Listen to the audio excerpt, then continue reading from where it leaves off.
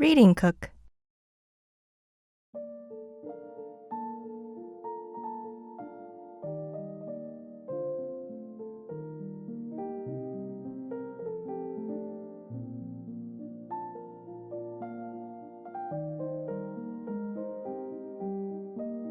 Okay, so today we're going to be discussing Kamila's life in Korea.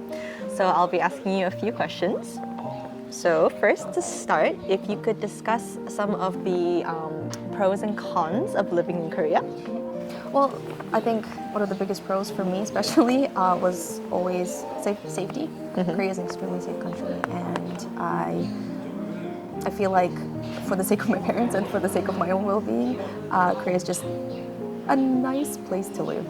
And I think one of the another thing that I would like to consider is like everything is optimized here. Things like transportation, things like delivery, shopping, everything is optimized to the consumer's demands, and it's extremely easy to get a hold of a few things, and it's all consumer friendly.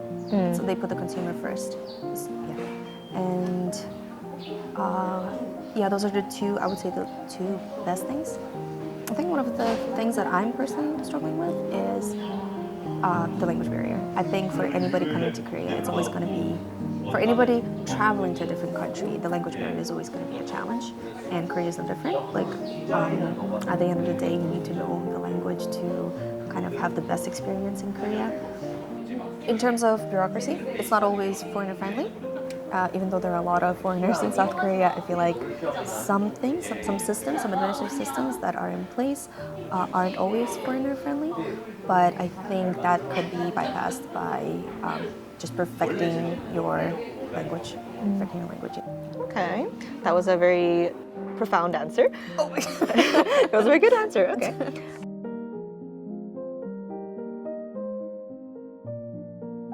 Then, if you were to give advice to someone who were to come and live in Korea, what would you want to tell them? What kind of advice would you offer to them? Don't take things personally. There's a couple of things. I feel like I think some people who come here have a certain ideal perception of the lifestyle that is in Korea, and I would like to add, it is really nice living here. I feel like Korea has a lot to offer, but it's still, at the end of the day, for some people it's a foreign country, it's a very homogenous country, and if you travel to any homogenous country, you will have to deal with certain problems, and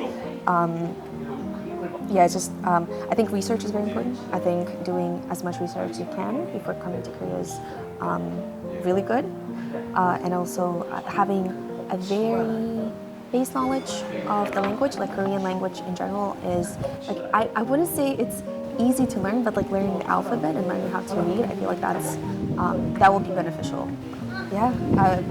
Again, thick skin. I think thick skin is also very important because you never know. I think it's important to understand that Korea has its own culture. It has its own stereotypes, right? Stereotypes. It has its own, like, people have their own mindset. So certain things shouldn't be taken personally.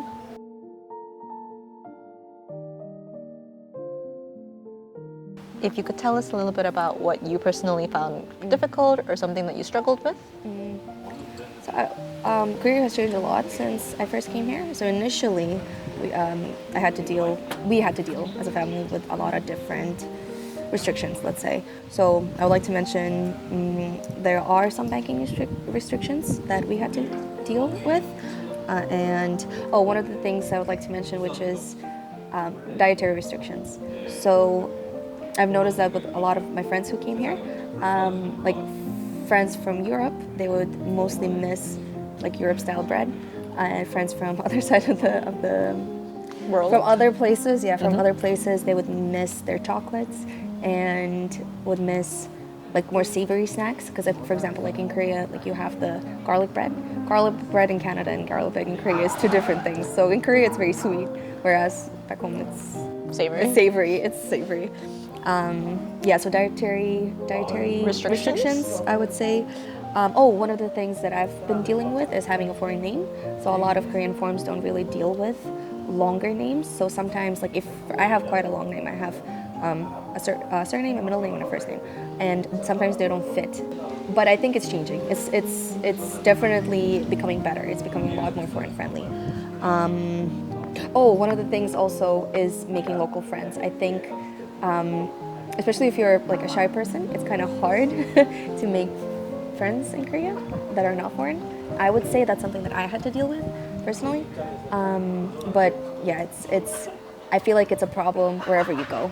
Like if you go travel to a foreign country, of course it's going to be harder to meet locals and become friendly with them. So yeah, so all of those things I would say have been difficult. We're quite challenging. Yeah, we're very challenging. I see. All right.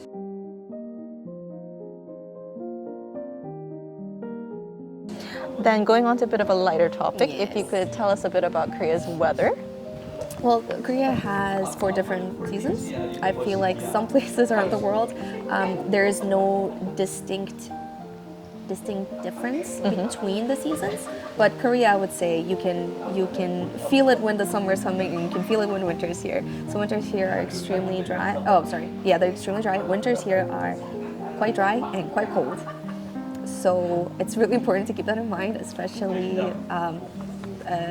in terms of the things that you wear.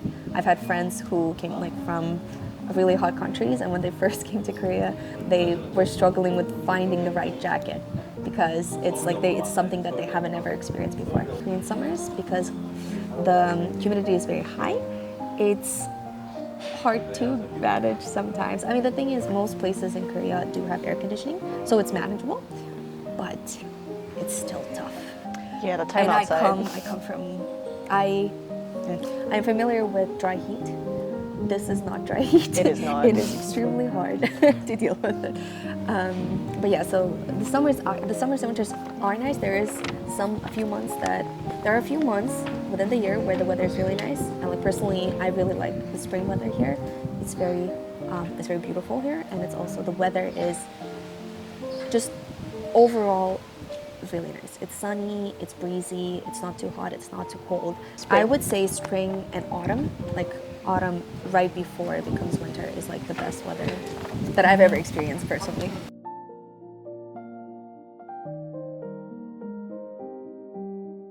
All right. So then, as someone who has experienced South Korea for quite an extended period of time, are there any aspects that you feel like could be changed, could be improved upon in regards to, South Korean society, culture, life? The thing is, because I can compare it to when I first came here, it has gotten a lot better. So before we didn't have a lot of foreign services, and again, there were a lot of banking restrictions. Since it has changed, I can only say that it has gone better, and it feels like, Korea's on top of it now, because the things that I couldn't find when I first came here are now available for all the foreigners and tourists and just people who come here. One of the unique Korean aspects that is worth mentioning is the work culture, and also the study culture. So again, because of the competition, it's getting extremely hard for the younger generation. I think most people here, including other Koreans, will agree that the work culture here is extremely hard to adapt to, and so is the study culture. There's a lot of pressure on the younger generation to keep up and to be the best that I think can be changed. I think it's important to give the younger generation kind of like a sense of choice, and I think a lot of the younger, specifically teenagers, I feel like they don't have a choice apart from studying. And I think, of course, I do think that keeping the literacy rate up and promoting education is really important. I also think it's really important to listen to people. It's also important to listen to people, because you have to consider the people that are on the sidelines. Not everybody can be the top student or the top worker, right? It's important to be flexible. I think one of the things that Korea could benefit from is Being flexible. being flexible. Yeah, I think one of the things that Korea can benefit from is accepting alternative life paths.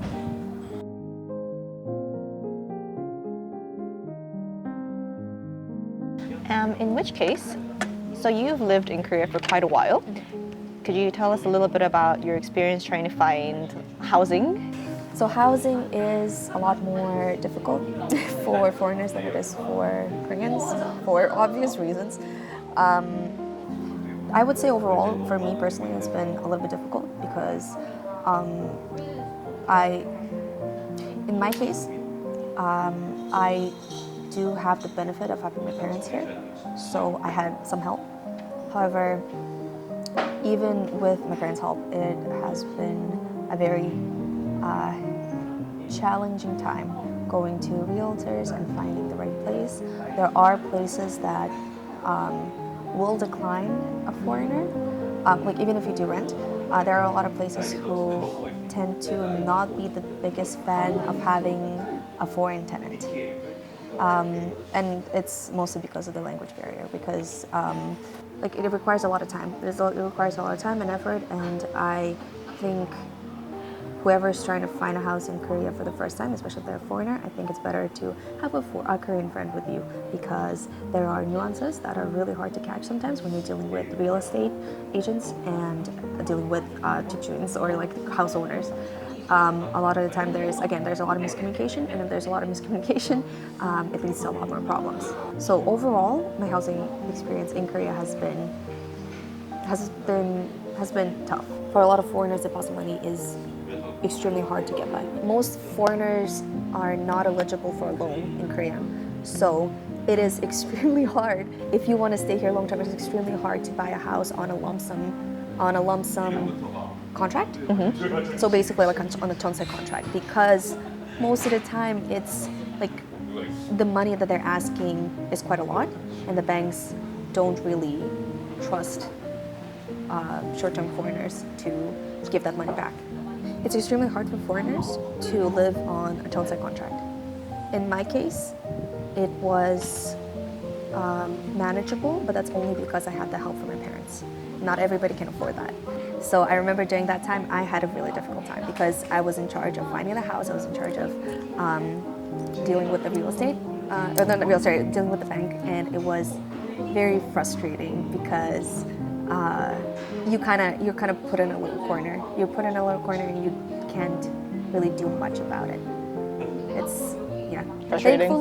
Thankfully, it resolved. We had to settle on a different house, but I would say like I'm just lucky. I'm lucky that I could find a house in time. Not everybody's that lucky. So there's a lot of challenges. Yes, there are a lot of challenges. Therefore, TLDR, there's a lot of challenges. Okay.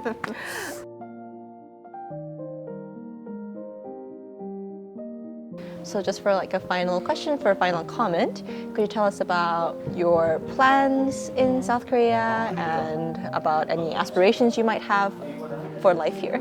I've naturalized less than a year ago, and it has been, even though it's been a long and tough process, I'm extremely grateful to hold a Korean passport.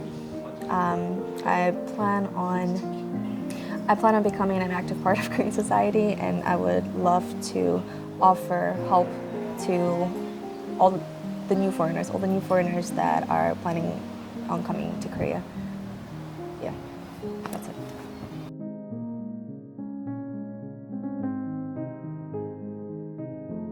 Okay, so thank you for coming here to interview with us, and I hope you have a great life. I hope you have a great life, a great time in Korea. Thank you for having me. Oh, A lot of fun. that's great. That's good news. All right, I think we can end here. Yeah, I hope. No, I can't say anything. No, it's fine. Thank you. Okay. Thank you. Bye.